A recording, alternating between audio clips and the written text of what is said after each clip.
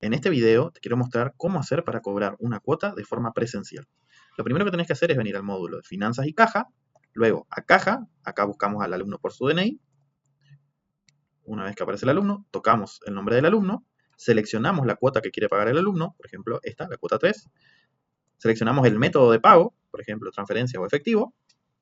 Si el alumno tiene algún descuento que nosotros quisiéramos aplicar, le podemos ponerlo acá, por ejemplo, 10% por, no sé, pago efectivo, por ejemplo, si le queremos hacer un descuento.